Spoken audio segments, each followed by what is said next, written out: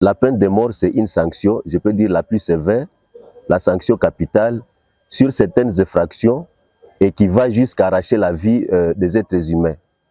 Et lorsqu'il y a levé de moratoire sur la peine de mort, c'est-à-dire que la peine de mort qui existe, qui n'a jamais été abrogée, qui est prévue comme une sanction par le code pénal, cette peine-là revient ou refait surface afin que ceux qui seront condamnés pour des infractions qui reviennent dans ce sens-là et seront exécutés. Pour les militaires, c'est par fusillade et pour les civils, c'est par pendaison. Pour d'autres personnes qui sont, je peux dire, qui sont animées du patriotisme, vu qu'il y a beaucoup de traites au niveau de l'armée, vu que notre pays est menacé et que la guerre ne cesse d'endeuiller la population congolaise, de menacer la vie humaine, surtout au niveau de Rutshuru, au niveau de l'Ituri, même avec les ADF au niveau du territoire de Beni, je trouve que quelque part, il est aussi indispensable que cette peine-là soit exécutée, mais faut-il savoir si réellement la justice est à bonne marche? C'est la plus grande question qu'on pourrait se poser, puisqu'il ne faut pas que la levée de la peine de mort puisse être utilisée comme un moyen pour le règlement des comptes,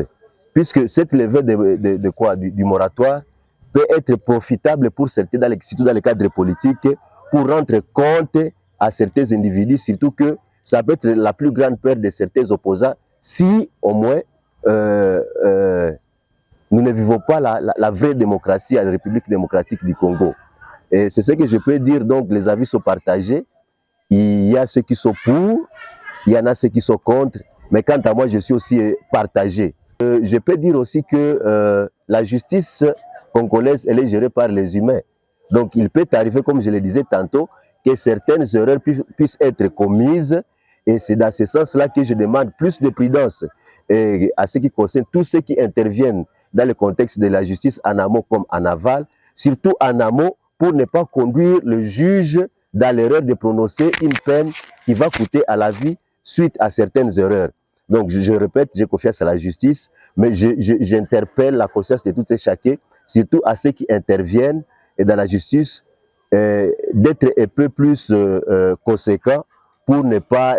condamner une personne par des fantaisies. Il faut que cette condamnation, si elle arrivait, quant à ce, il faut que ça soit une condamnation qui est basée vraiment sur une bonne procédure judiciaire, sur des preuves qui peuvent au moins pousser le juge à pouvoir condamner une personne à la peine de mort.